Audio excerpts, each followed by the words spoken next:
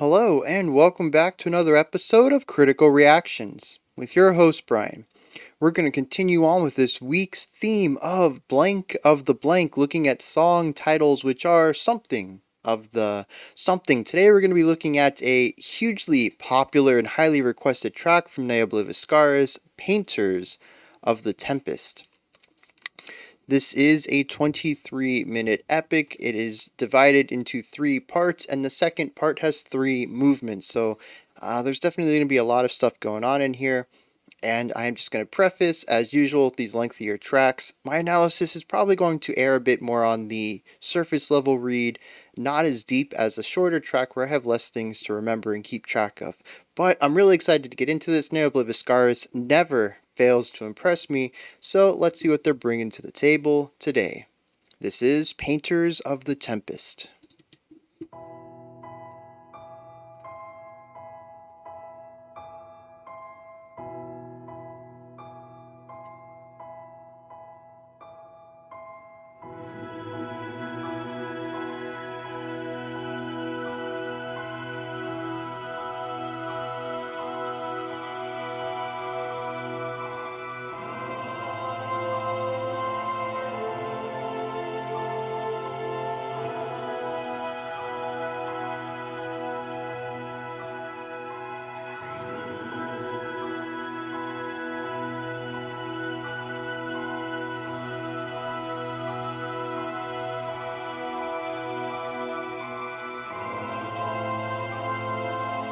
Yeah, just really gorgeous lines right here.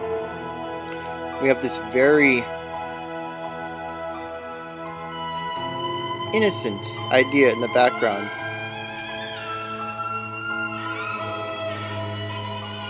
Just kind of holding down the whole thing. And these beautiful lines. What a violin idea, though.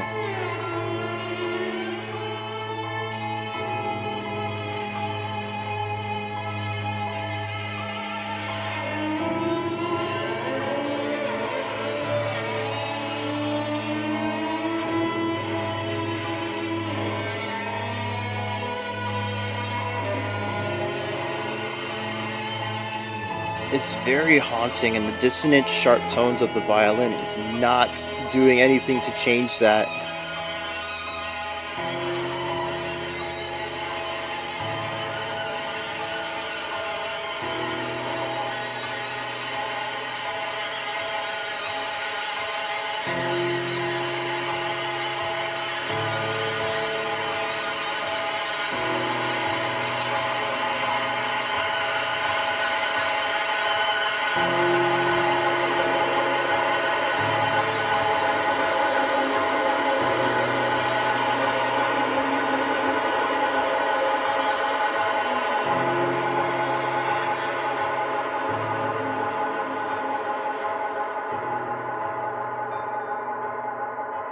Yeah, finding that serenity again through that dissonance.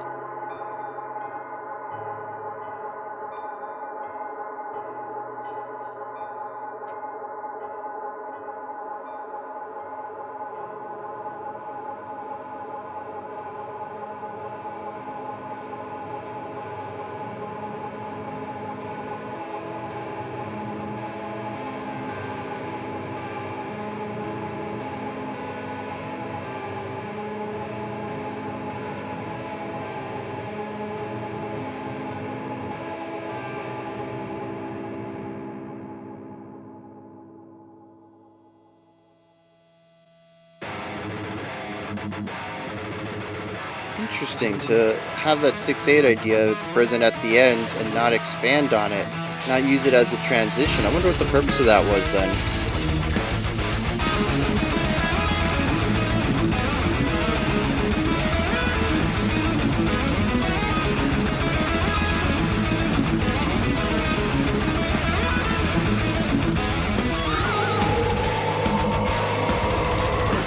Just got all that power there.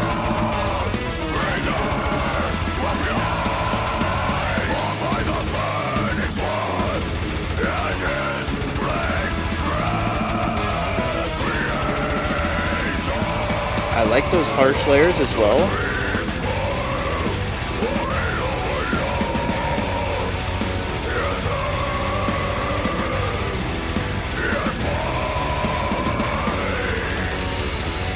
nice bass presence in that last area.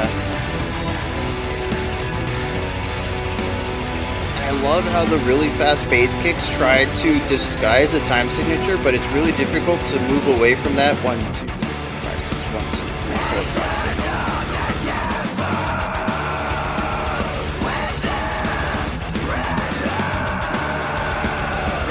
Really syncopated idea here as well. I can't quite figure out the time signature yet.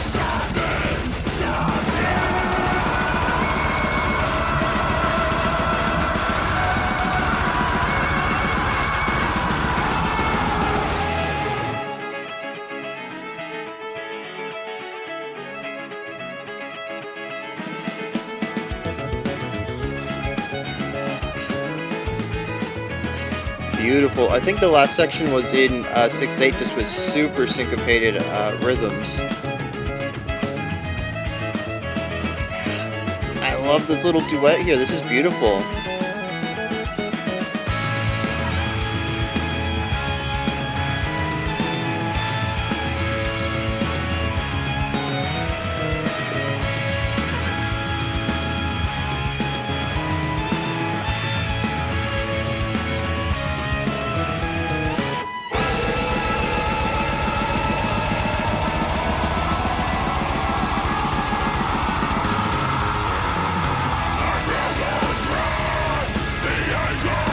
Once again, we get that layered harsh vocal.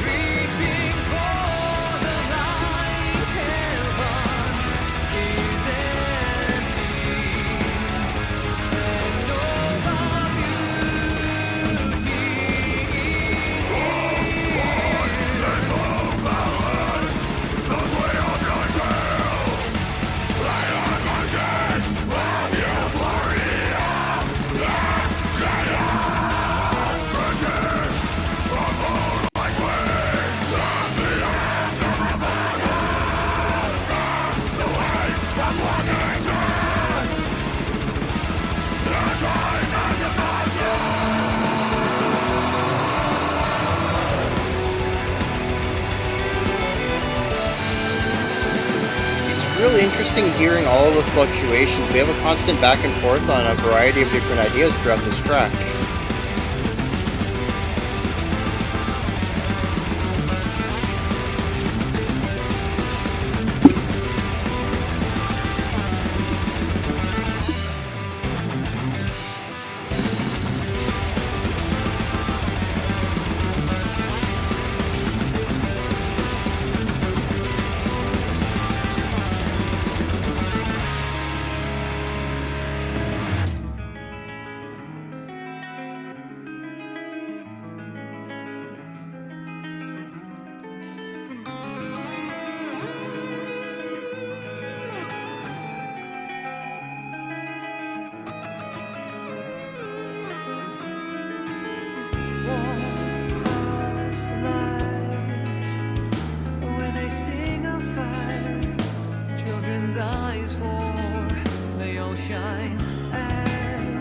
Yes, I love the expressive cymbal work right here.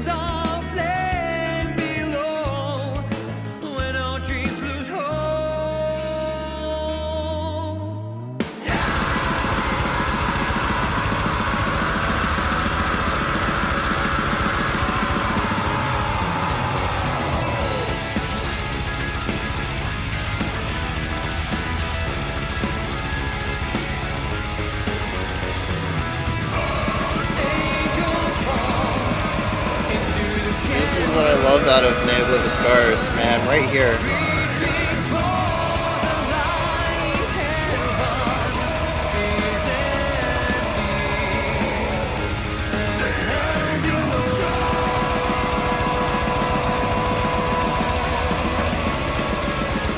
Just that full bass sound.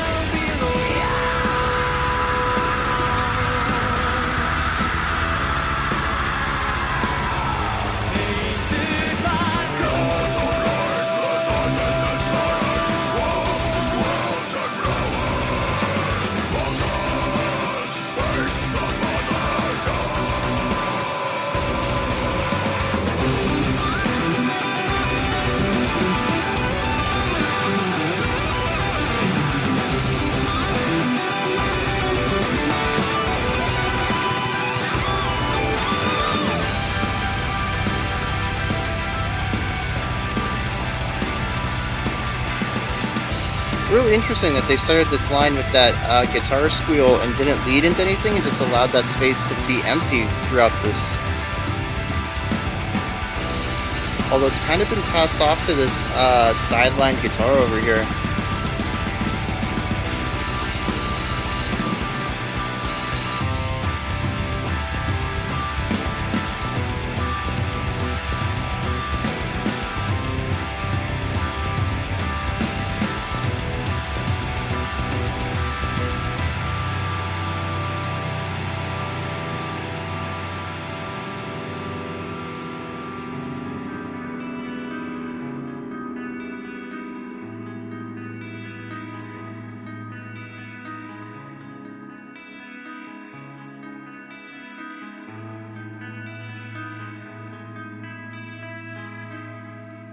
This is the second time we've had a moment like this, and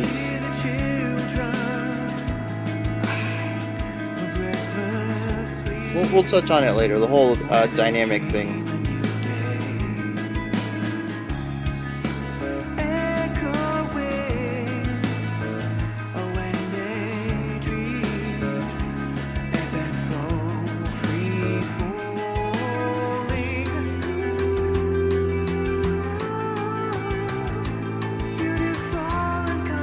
I love this dude's cleans.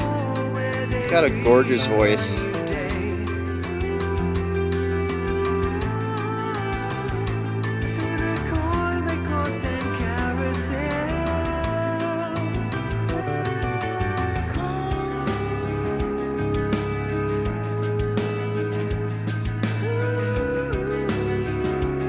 Yeah, this is particularly a section where you want to have the bass shine a little bit because your guitars are doing atmospheric and chordal things. And a lot of sections, they have multiple melodic lines going on. Give it to the bass.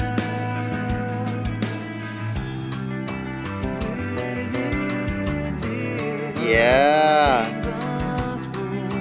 That little chordal shift right there.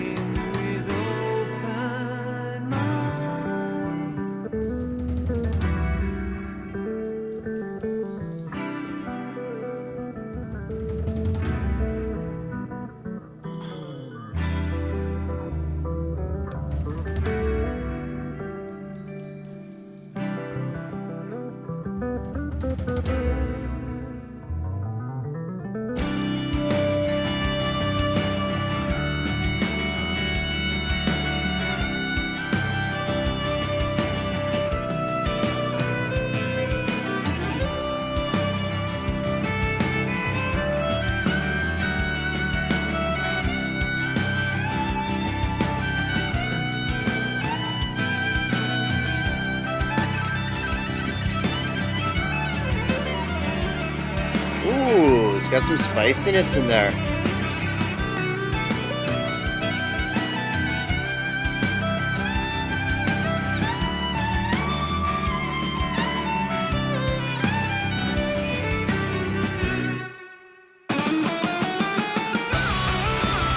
Very cool, utilizing the reverb.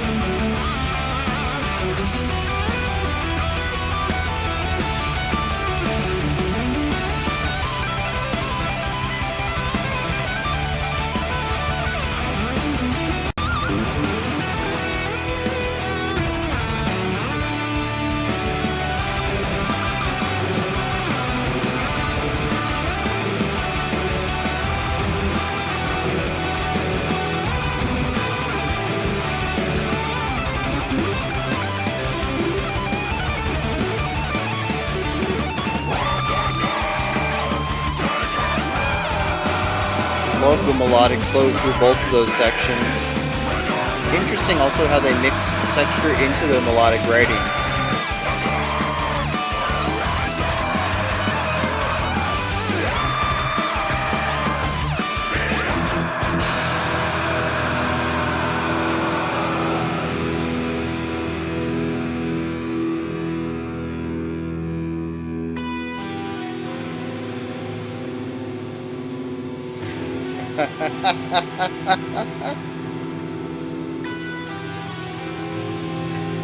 Oh man.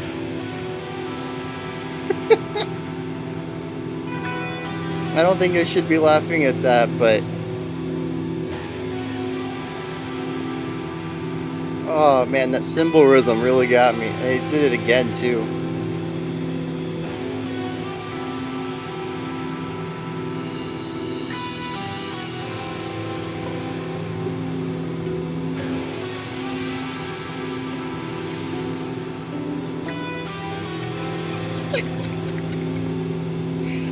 Oh man.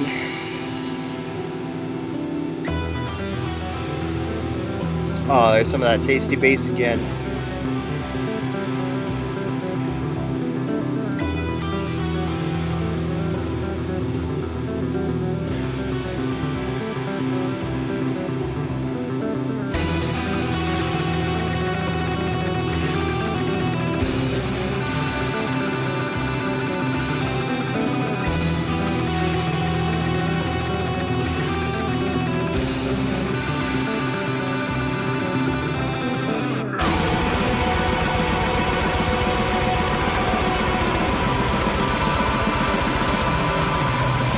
How the bass is still going with its idea underneath this chaos, this heaviness.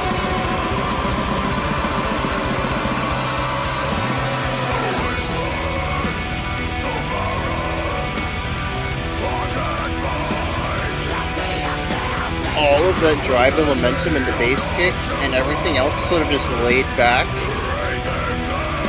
But the bass kicks are like...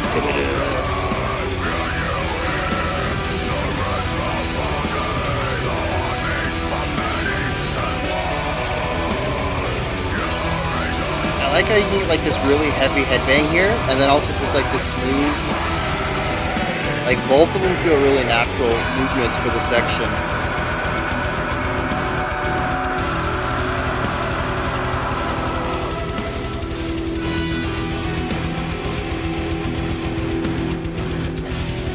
Getting that syncopated groove there.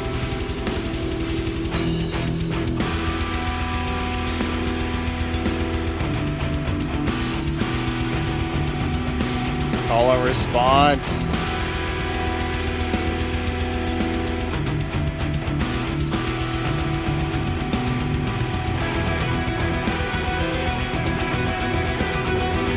Yeah, just really gorgeous layering.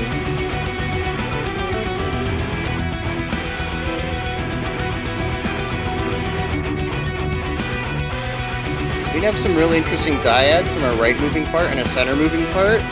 And our bass has a moving idea under, so we have a three-way counterpoint going on right here as well, which is really neat.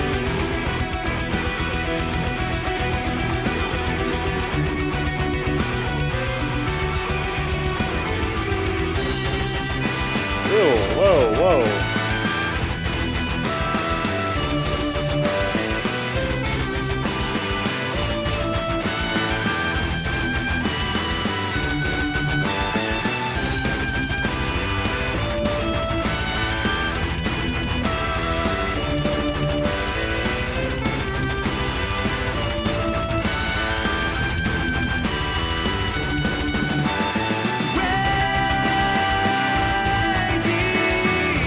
Again, we've returned to the 1, 2, 3, 4, 5, 6, 1, 2, 3, 4, 1. This 4 against 6 idea. Second time this has shown up in here.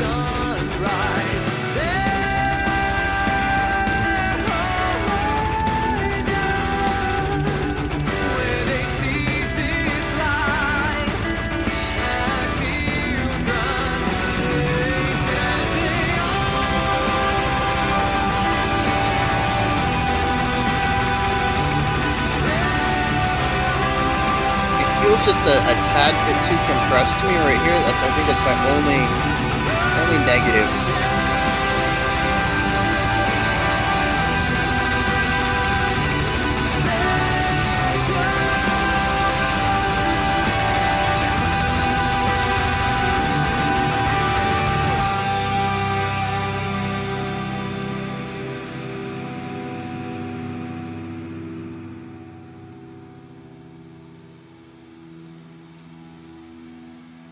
Alright, pulling into our final section.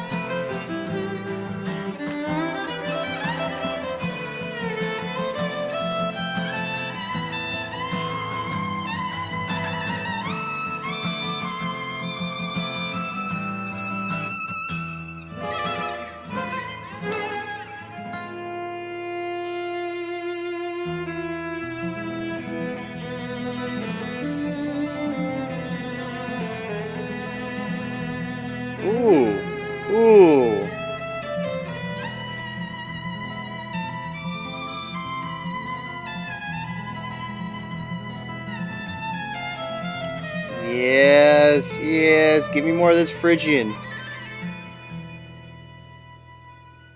Ah, of course it's over.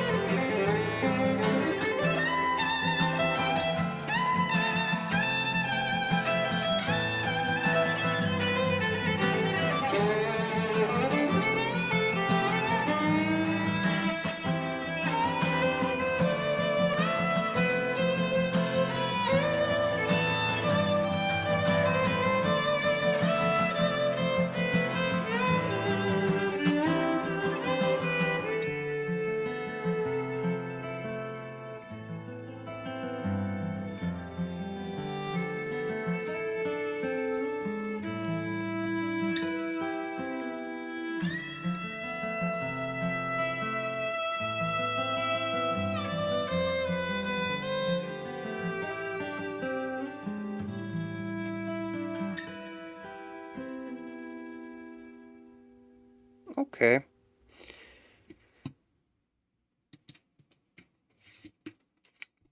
That was a wild ride.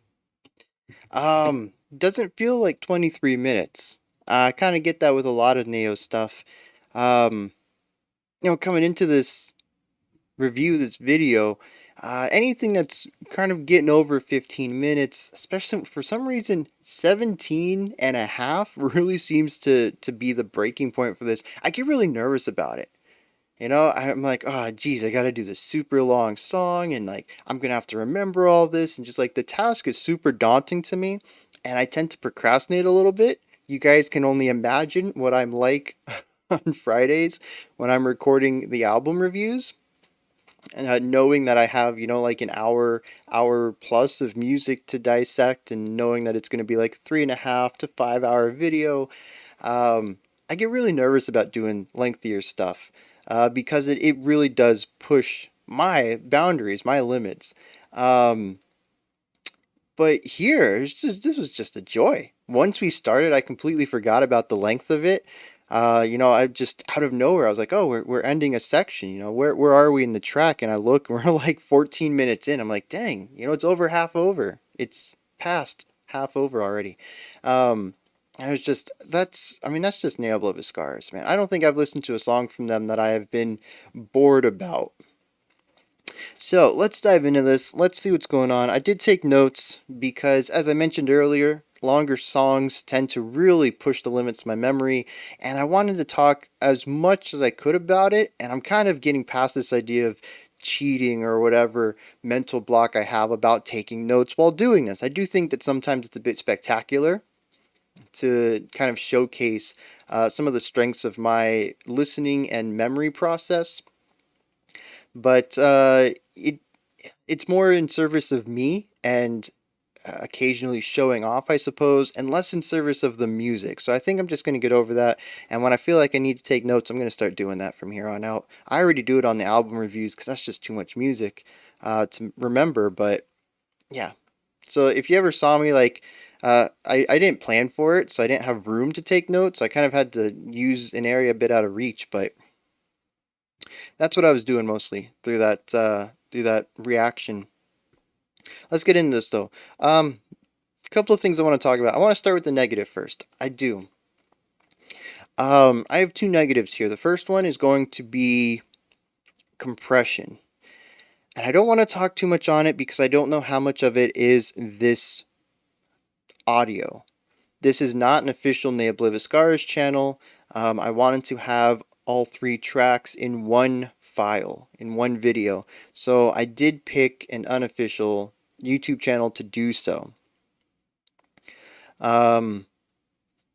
But there were a couple of sections, and it was only during the heavier ones, right? The lighter sections, anytime that we kind of brought it down, went clean instrumental, clean vocals, even when we added more and more layers, it really didn't feel cluttered. But when we reached the really heavy, grittier sections with, three guitars all tremolo picking and our double bass kicks and two growls going on, it really starts to feel like there's not enough room for everything. And like I said, some of that just might be the audio on this channel, being that it's not an official format. It could be YouTube compressing it. It could be any number of factors. Like I said, I don't want to stay on this too long because I don't know how much of this is actually in the official song. I'm probably going to go check out bits and pieces, or maybe just an entire second listen of this through Apple Music later, which in retrospect I probably should have just used for the video, but and listen to those parts. I think that they're still going to be a bit compressed just because of the distance between all the instruments, but I'm kind of hoping there's a little bit more clarity where it isn't something that stands out as strongly to me. The other thing I want to talk about is dynamics.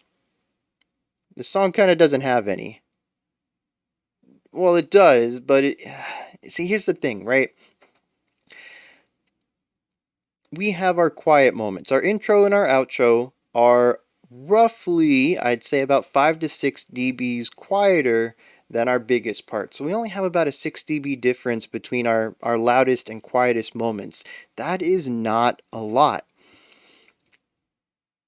Outside of our bookended sections, though, once we get into part 2, all three movements of part 2, our intro is part 1, our outro is part 3, but the meat of the track, the main 19 minutes of the song, is this part 2.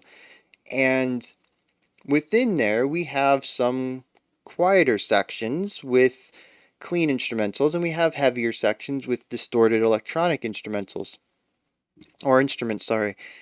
Even the quieter sections are still at maximum volume in several of the sections. It is a perceived volume dynamic change, but there really isn't one. I was watching the visualizer through a lot of it, and the majority of this song is all at the same volume, which is, I've expressed this before, it's just not something I'm fond of, because it's the illusion of a volume change, and once you can see past the illusion, it loses the effectiveness, and now the whole song feels static. It lost that dynamic quality. The other aspect I want to talk about regarding dynamics and lacking thereof is that we have two modes.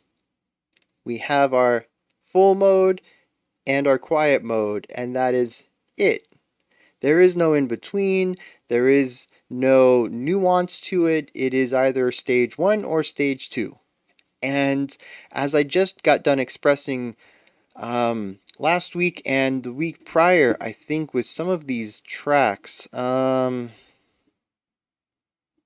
I don't have the list anymore. We listened to some classical stuff, though. I think it was 2 weeks ago, actually. And I really got to... Oh, you know what? One of them was Sun Ra, which I think was in the... that was in the live stream, wasn't it, on Sunday? And then we also checked out a classical... I can't even remember. That's pretty bad.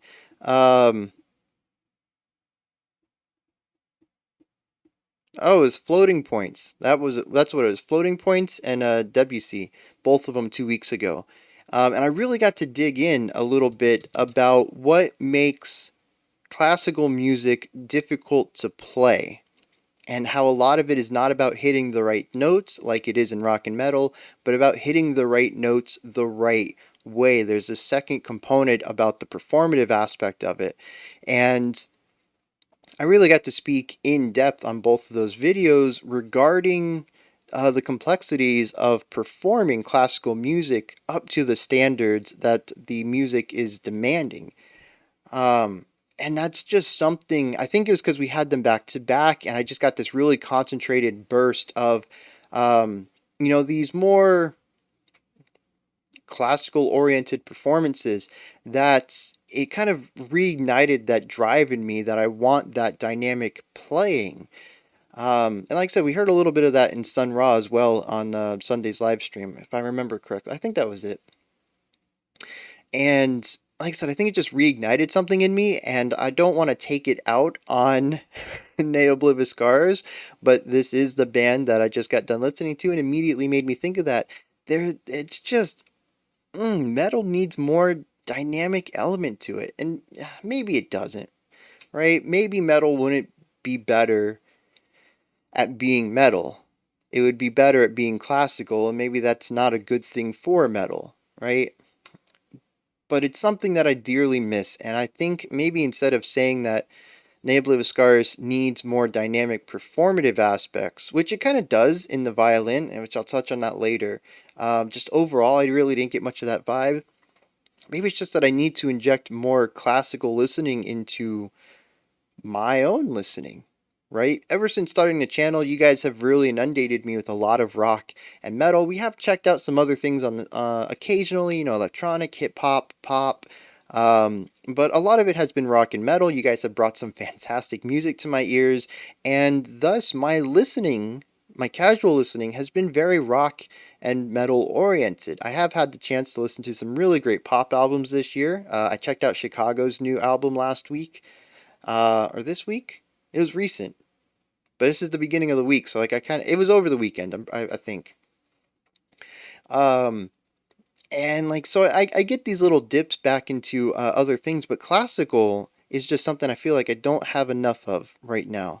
So I think I just need to make that personal journey back into some modern classical stuff, and see what's going on there on my own, because there is this part of me that really strives for that style of performance, and I'm not getting it through the channel. And I don't want it to come out as negative criticism like it almost did here before I caught on to it, about the bands we check out here. So, yeah, something about myself.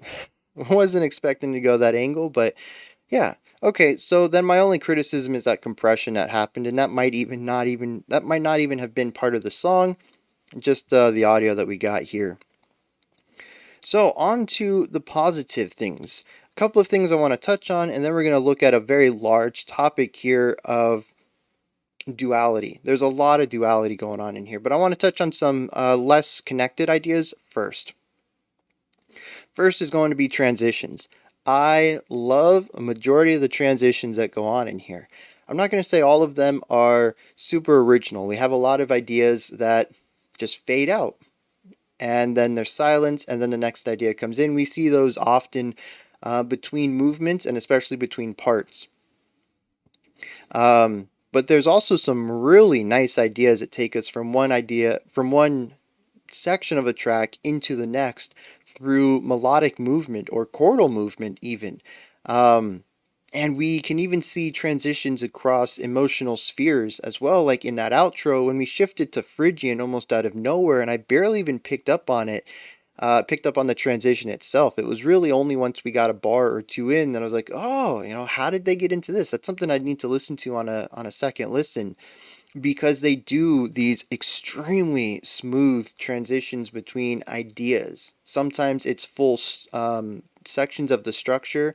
Sometimes it's just chordal shifts. I pointed out a couple of those throughout. I'm like, oh, we've had this chordal shift here.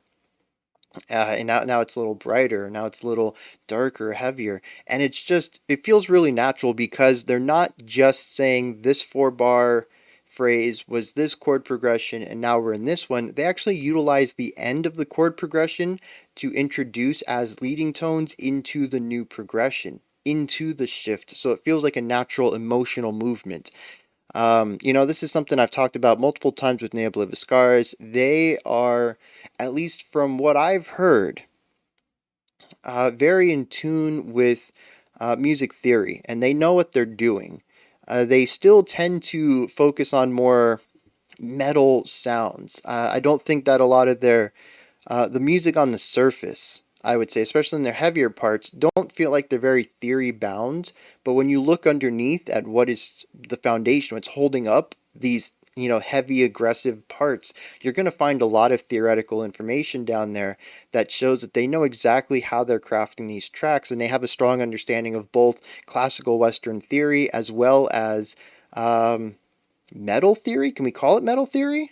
I'm going to say yes. The ideas and structures that construct the idea of what makes metal, what makes something sound metal or brutal or awesome, that rule of cool, while it is sort of a catch-all phrase I use for music that typically just kind of leans into texture and vibe, there are rules about how to go about doing that. They may not be written down, they may not be extremely rigid, but there are specific ways that metal has leaned into to kind of differentiate itself from other heavier styles of music, to have their own metallic edge.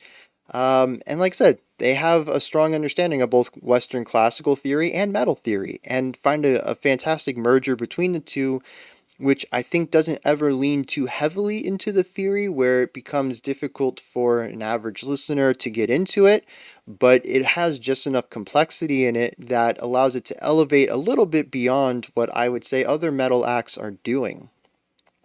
We tend to hear a lot of rhythmic theory in some of the more technical metal. In fact, when I say technical, I bet your first thought is time signatures and tricky playing and double tapping. But these guys, I think, are technical in the area of uh, just overall flow diversity and complete understanding of emotional values in chord progressions and how to shift into and out of chords themselves to reflect specific emotions without, I think, actually changing a key. I didn't hear any strong key changes throughout here, but that doesn't mean that there weren't any, because key changes can also kind of sound like chord changes in some situations. So, but yeah, their understanding of music, of the two styles of music that they really feel at home in, is vast, and they have such a mastery over what they do, their craft. And I absolutely love that about them. Um, Yeah, so that was smooth transitions. Next up is, I don't even know what word that is. What is that? Why would I write something that I can't read? We'll skip that then. Vocal layers. Absolutely love the vocal layers here. I don't think I have a lot to say other than that they're awesome. And we hear a few of them. There's our clean harmonies, which don't happen too often. I think our clean vocalist double tracks themselves for a harmony on it. Primarily, though, we hear the dual harshes, which I think are a harsh vocalist and our clean vocalist doing a harsh. We have our growl and like the higher pitched fry. It's not like a hardcore fry, like a metalcore fry, but I think it's still in that range though. It's that same style, that fry.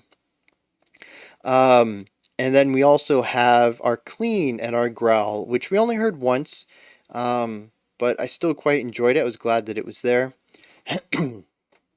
And yeah, that's that. Just always great choices to do those. I sometimes want more out of it, but it's also the lacking of that makes me want more. That phrase, always leave them wanting, right? They don't over deliver. So every time they come up, I'm always looking forward to it. And when it happens, I'm like, oh, that was so good. I'm glad. And I don't get oversaturated with it, because then they spend another 8 minutes not giving it to me. And then they give me another little shot of it. Like like a drug dealer keeping me addicted with slow doses.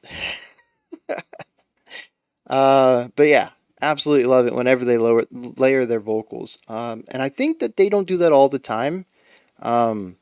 This one and Plague Flowers of Kaleidoscope, I think, are the only two Neo tracks that we've listened to with it, which is a bit disappointing for me. But like I said, it always keeps me wanting. Makes me look forward to it. And makes me more excited when I do get it. So that's pretty nice. Bass. Bass is so good here. So, bass is so good. I don't even know where to start with the bass. The bass is often utilized not only just as a lower end element, but also as a lead melody line in so many situations. Um, the bass does kind of get drowned out in a couple of situations, and I think that's because during those, it's usually the really heavy driving bits, double bass kicks, tremolo picking, growling. I'm pretty sure the bass is also playing quickly. Maybe I don't know if our bassist uses a pick or fingers. I don't know if you would call it tremolo picking, but I'm just going to call it fast playing for the bass. Um, yeah, I don't know if you can tremolo pick with fingers because the action is different and your attack is going to sound different because of that. It's going to be a bit softer, not really going to get that tremolo sound out of it. But the idea is that they're playing quickly, just like the guitarists are. So in those sections, I think the bass kind of gets drowned out, which makes sense because they're going for that wall of sound vibe. But, oh, there goes the marker. But, got it. um, but outside of those moments, the bass is typically heard, even if it's just playing a root tone, which doesn't happen too often. But even if it's doing something simple, it's still audible. And I think that is one of my favorite things about Neo's production, is that the bass is a key aspect of the band musically. So it's a key aspect of the sound production wise. And it just shows that I don't know if the producer is one of the bandmates. I don't know if the producer is the composer. When it comes to bands like this, it's difficult to figure out who does what outside of performance. You got to have the information there. And actually, I think I do have the information. So it's produced by Troy McCosker and Tim Charles. Also written by Tim Charles, but not produced by Troy. So Troy, I think, is their producer and audio engineer, and Tim is vocalist. One of the vocalists, maybe and violinist. Okay. So yeah, he's our clean vocalist and a violinist. So yeah, it makes sense then that there's such a strong cohesion between what is written and how that sounds, the end production of it all, because there is somebody who is doing both of those. But yeah, I absolutely love that our bass is present in the music and has roles other than just being the low instrument, and also is showcased through the production. I had mentioned also that not only is it playing the lower notes, but it also has moving lines often. There's one section, it was a quieter section, when it was pretty much the only instrument that was doing anything moving. It was our lead spotlit element.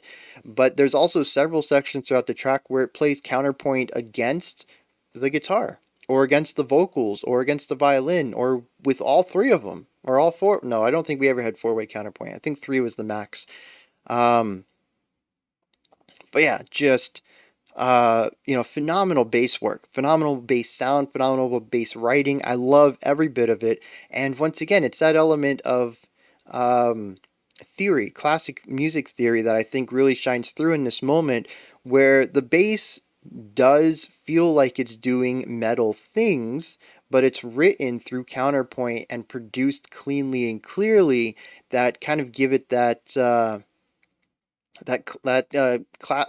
Western music theory edge as well. It's sort of sitting in between those two vibes, and it's just what Neo does so good.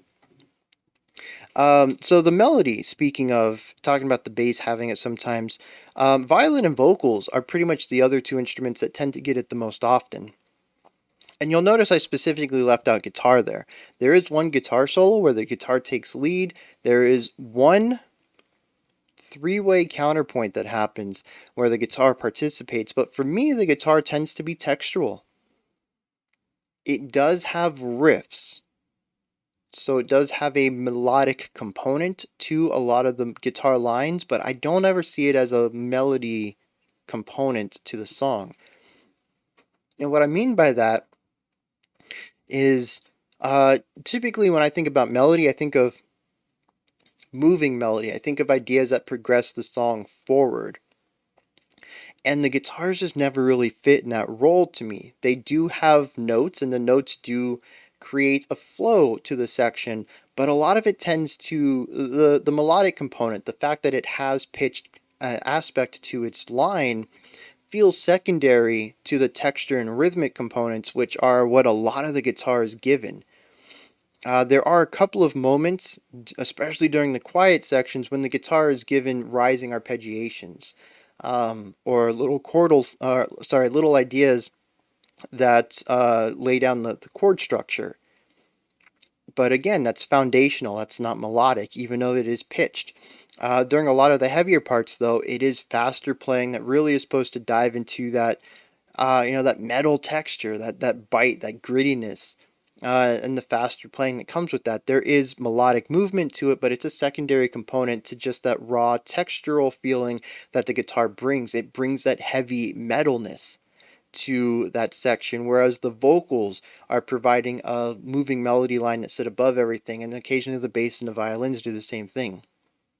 So there are a couple of moments where the guitars take a melodic line and actually are sitting there primarily as a melodic component to the section, but to me it happens so far fewer than the vocals, the bass, and the violin do. So I think that's really interesting because it's a metal band. Who carries the melody in metal bands? Guitars. I mean, yeah, you have your vocals too, especially if they're clean vocals, but if your vocals are growls, who takes the melody? It's got to be the guitars. And of course, there's some bands that I have bounced off of me in the past because of this specific idea where the guitars are textural, right? It's a really rhythmic riff designed to just be really cool to listen to, and our vocals are growls. So there's pretty much no strong component of melody in the tracks, and that type of metal tends to bounce off of me because of that lack of melody. But it's interesting that they kind of take that idea and say, well, what if we do let the guitar kind of be textural and really just bring that bite and not worry about being a melody line? What do we have left? Well, we have the bass left. Let's give the bass melody in a lot of sections. And I really love that idea. I think it works so well, and it also helps here because I think they have 3 guitars. They have a violin, and they have a clean vocal. There's a lot of stuff that can go on in this top range, but the bass is really kind of the only thing that sits at this bottom part. And the mid part, when it comes to push into its higher strings, it's kind of isolated down there. There's nothing to really get muddy with it. So they can very easily give the bass a melody line in pretty much any section and not have to worry about it fighting for, a space in the sound sphere. It's always kind of got its own little pocket to do what it wants. So it's a very safe bet to give it a melody and not have to really worry about production-wise how it's going to fit in with everything else. You really only have to worry about musically how its notes are going to compare to another melody, so that you get proper dyads and that nobody's stepping on each other's toes rhythmically or anything like that. But that's all on paper. Once you actually create the sound, play it, record it, you don't really have to worry too much, I think, about where it fits into the production, because it kind of has its own pocket down there, which is really neat. And I think that's it, because I can't read this last note. As far as I see, it says pre-Asia, and I don't know what that means. I think the A at the end is supposed to be something else. Maybe it's an...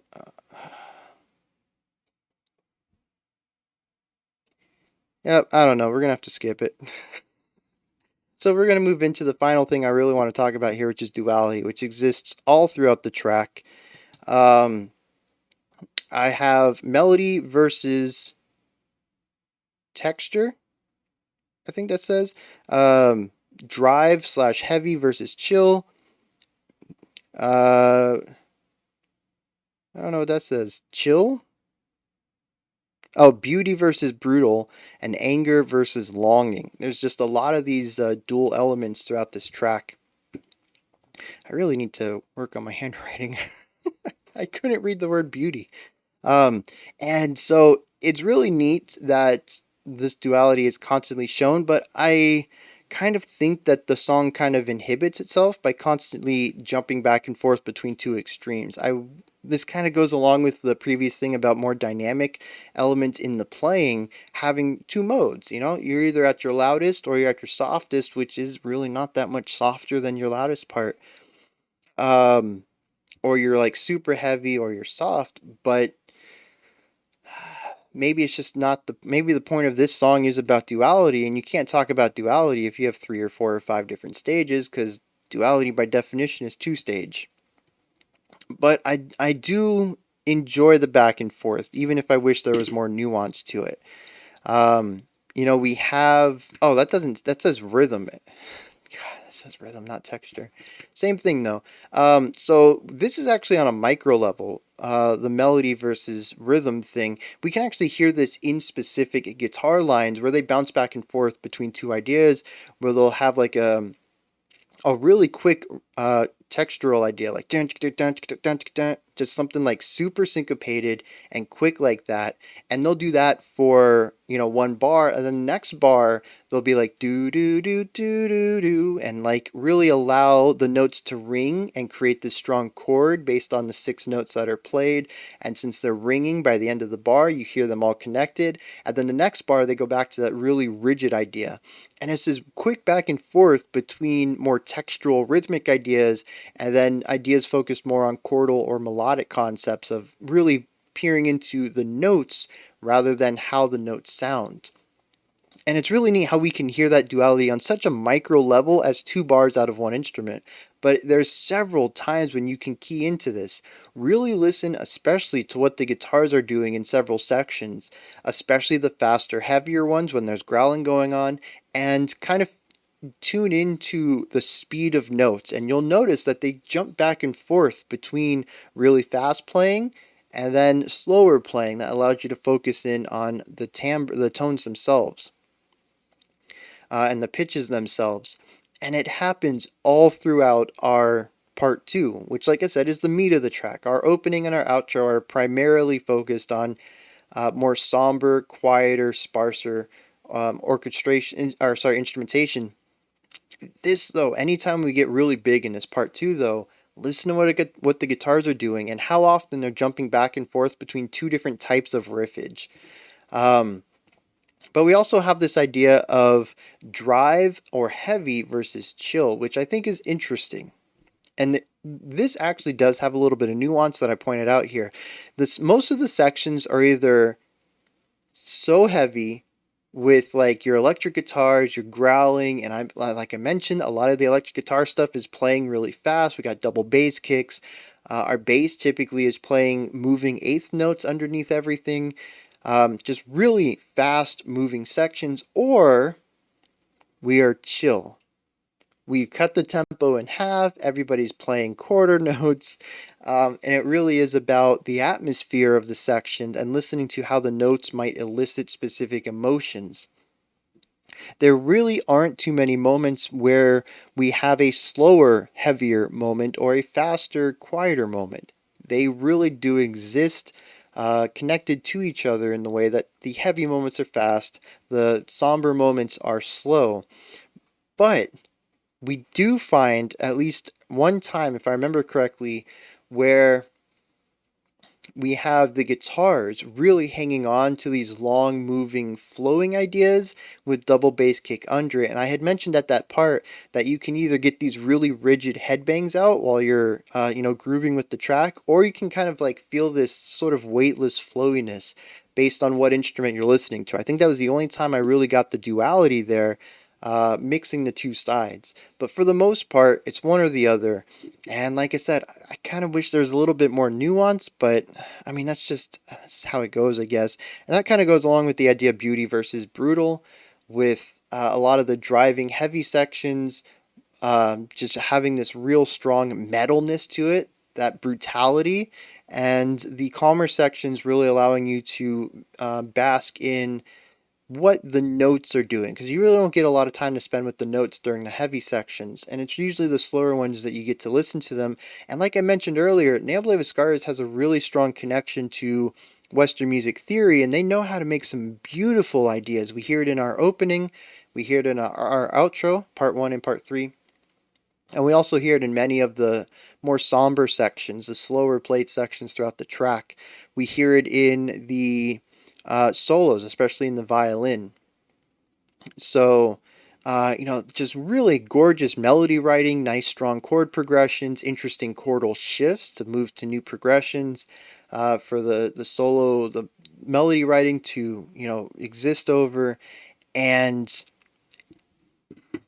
I really wish I could hear more of this in the brutal part. I do. And sometimes we get the clean vocals and we get some really nice ideas that way. But again, it's sort of separated. We're either in something that is just really awesomely metal or something that is gorgeous.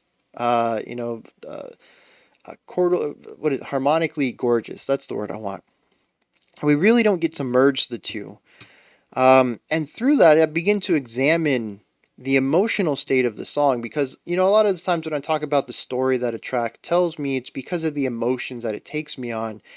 And unfortunately, I really couldn't dive into the emotions here. A lot of it, the thing with metal is because I don't hear the notes with faster stuff like this and more distorted stuff like this, I really don't get an essence of the emotional aspect of it. So to me, it's just the aggression of it, right? I mean, aggression can be multiple things, but I typically associate it with anger, or power of some sort.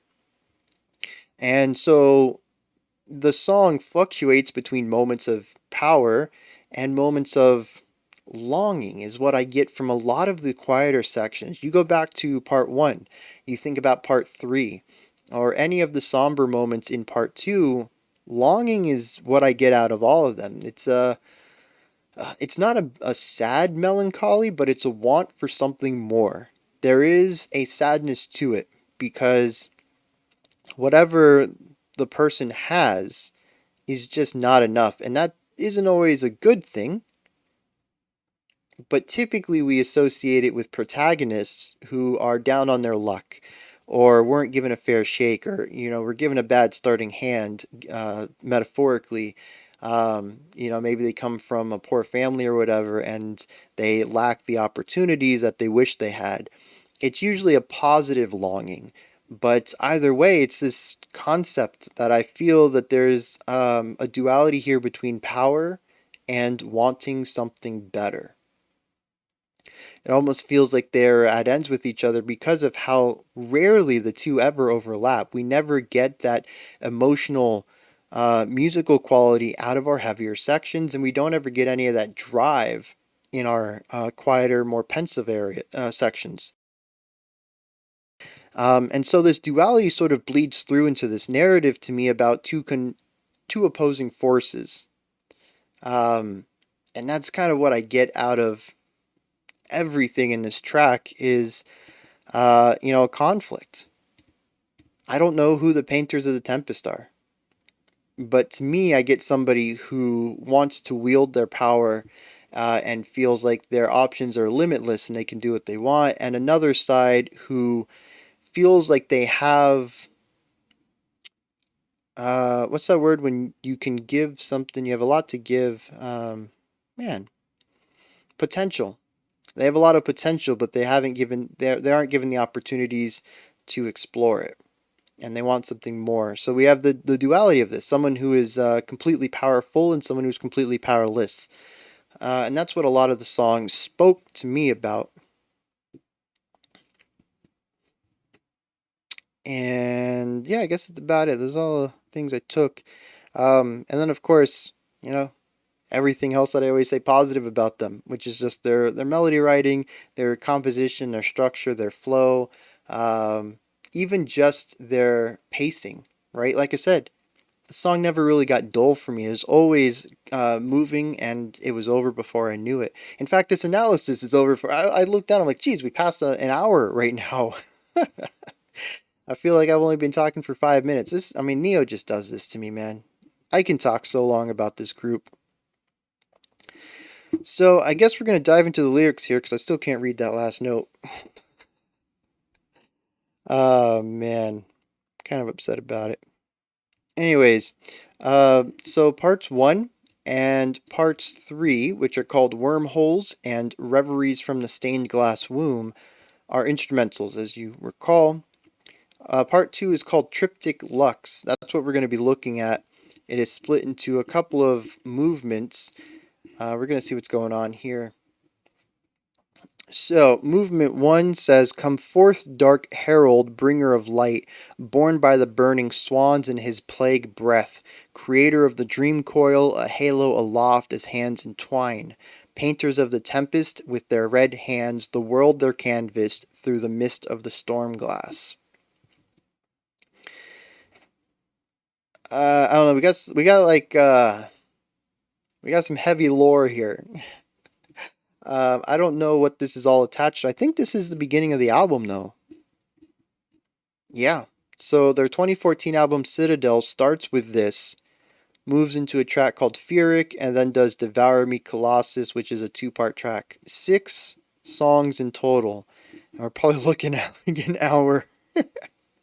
hour long album, probably more. But yeah, I mean, there's this dark. It's interesting that they call it the Dark Herald, but he's the bringer of light. Um, Born of burning swans and plague breath. That's it's really interesting. What I like about this setup so far is that I don't know who this person is. They're powerful, right? They are the bringer of light, if nothing else. They're also the creator of the dream coil. Um, and it's really interesting though that usually in a lot of mythology, people's intentions or characteristics are laid out flat. You know exactly who they are by how they were made, right? You can see who made them, what kind of material they were made from, and know exactly who they are supposed to be in the mythology, whether they're the hero, the villain. And here we have a dark herald who is the bringer of light, who is born of swans and plague breath. We have duality here already. This person seems to be the perfect neutral character, where they are born of both brightness and goodness and darkness and death. Plague breath, I mean, literally. Um, and they appear to be the painter of the Tempest, and the world is their canvas. So we'll see where this goes. Says, "And Bruegel dreamt the angels above as Bosch danced in early delight. Angels fall into the canvas, reaching for the light. Heaven is empty, and all the beauty is here." Interesting. So angels went into the earthly world, as it would seem. It says the world is their canvas. This could possibly be a different world, but also we can see that Bosch danced in earthly delight. So I don't know if that is just a slip of the tongue or if it's very intentional to paint the idea that this world, this planet, the canvas is Earth. Angels fall into the canvas, so angels fall to earth. They reach for the light of heaven, but heaven is empty, and the beauty is here in the canvas.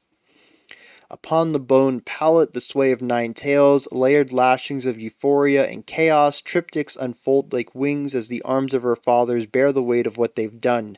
Antimatter martyrs. This is some very heavy stuff. I feel like a lot of this is going right over my head. But once again, we have the idea of euphoria. We have layered lashings of euphoria and chaos. We have the duality of finding peace and finding chaotic elements. But I'm not quite sure exactly what this section is actually talking about. Then we move into a warmth of light where they sing of fire, children's eyes for all they shine as tears rise, oceans of flame billow where all dreams lose hope. And Bruegel's wept for the fading sun, where have all the angels gone? We go back to the chorus. Angels fall into the canvas, reaching for the light. Heaven is empty as hell below, and hell below painted by ghosts. Lords of lifeless eyes, in this garden of wilted flowers, vultures spake the mother tongue. Interesting. So yeah, there's been some sort of I don't know. We have somebody painting this world, sending the angels into it because heaven is, well, empty. It's not there anymore, basically. And the angels seem to not be doing well on this canvas in this world. Oceans of flame billow. Children have tears. Dreams are gone. Hope is lost. Bruegel, which I assume is one of the deities that was dreaming of the angels. Oh, he dreamt of the angels above, is now weeping for the sun that's gone, wondering where the angels have left. And we now have a Lord of Lifeless Eyes. And there's a garden with flowers that are dying, full of vultures that speak the mother tongue. And at this point, I think we've kind of hit the halfway point in the lyrics. I'm kind of lost. We're going to move into movement two, though. It says, Hear the children breathless sleep where they dream a new day, echoing. Oh, when they dream ebb and flow, free fall. So this seems a bit more uplifting, if nothing else than just comforting.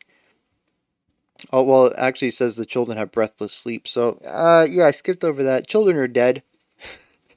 And they dream in free fall. So that's not positive. Beautiful and calm and fragile and whole, where they dream a new day through the coil they course in carousel. Echoes, hear the lost children, hear the children sing through the coil. Through the coil they carousel within a stained glass womb. They sing with open minds. With the stained glass womb, they see with open minds the event horizon and beyond. Yeah, so there's something that happened here. I had mentioned that children were crying, oceans of flame were rising, dreams were gone, hope was lost, angels were missing, the sun was gone, and through all of this negativity, it seems that many children were also lost. And children could actually be multiple things. It doesn't necessarily have to be the children themselves, but it could also be how the deity refers to, or the painter refers to the angels, which would be pretty much everyone in this canvas, everyone in the painting. But they're all dead and dream with open minds, which is an interesting idea there. We move on to movement three. It says, A wasteland so barren, haunted by a sea of pale faces, the city of lost children raising their death-shrouded flags. Can you hear the red drum pounding? The heartbeat of many is one. Curator, Father, what have we become? Radiance, blinding horizon, the brilliant sunrise, their horizons where they seize this life. Our children, painters they are the change painters. So it almost seems to be about. So we have deities, the painters of the Tempest, who create this world and send the angels into. And it seems that almost possibly somewhere along the way, people lose faith in the painters, right? In Bruegel and Bosch and the Dark Herald, the creator of the Dream Coil. They lose faith in these people and end up making their own destiny. They become their own painters, as our narrator says, that the sunrise comes back, that these people, these survivors, seize their own life, that they are the painters that will make change. That's kind of what I get out of it. But, I mean, that's also, I don't know, that's an interesting story, I'd say, to tell musically. I think it works with the epic vibe of everything, but I can't really say how any of it particularly meets anything here. I think the sparse opening really works. There's this idea in the opening too. I'd mentioned just this like six notes that were kind of started the track, and even when the thing came in big, we still had the six notes under everything, and it's sort of just the silence, the emptiness of this void where the deities live. The Dark Herald had to come out of the void, and that was the big sound. And I think some of this kind of works. And then in the ending, it's kind of bright and hopeful, which makes sense because these people have found a new path forward, a way to craft their own destiny. Everything in the middle, though, I don't know, man. It's just, like I said, it's ups and downs. It's all that duality in there. And I wonder how much of that is supposed to showcase the people, the angels, versus the painters, and maybe some sort of conflict they had that led to the falling out of the faith so that they could craft their own future. I don't know. It's a very complexly written story, and of course, I'm not reading these lyrics in pertinence to music, so I don't know which one of these stanzas are in the quieter section, or which ones are in the heavier sections, or which ones have vocal layers to them. Maybe some of these, where it's too harsh vocals, are supposed to imply some sort of rage from one of the powerful deities. I don't have any of that context, so yeah, I don't know, man. This is just a lot to take in. But I do think it's a really cool song.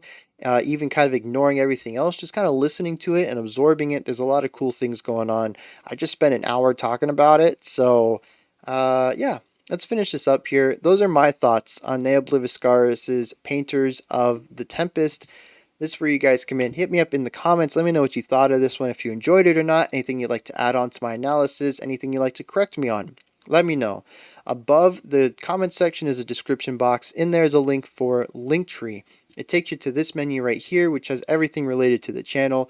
You can pick up some merch, follow me on Twitter, join the Discord community, support the channel through Patreon, email me, check out what's coming up on special selections, submit your own special selections, view these videos on Odyssey, look at some blocked videos, find out what I've been listening to, check out my music. I think that's everything. Usually I don't list everything. I decided to this time. Whatever. Let's move on. Like, subscribe, ring the bell. I greatly appreciate all three of those. And that wraps this video up. This might possibly be the longest single track video I've made. We're sitting at 75 minutes, I think, by the time the credits are going to be done rolling. If it's not the longest, it certainly sits up there. There are very few videos that go past the hour length. Alright, so we have one more video that already came out. It's our special selection for today. It is another lengthy track. It's 17 minutes, I think, 16 minutes, by a band called Enslaved. If that doesn't interest you, though, we'll be back tomorrow, 5 p.m. Eastern Standard Time, 9 p.m. UTC. As usual, we're going to look at another Blank of the Blank and another special selection. Until next time, remember to be critical, not cynical, of the music you listen to, and have a fantastic morning, afternoon, or evening whenever you choose to watch my videos.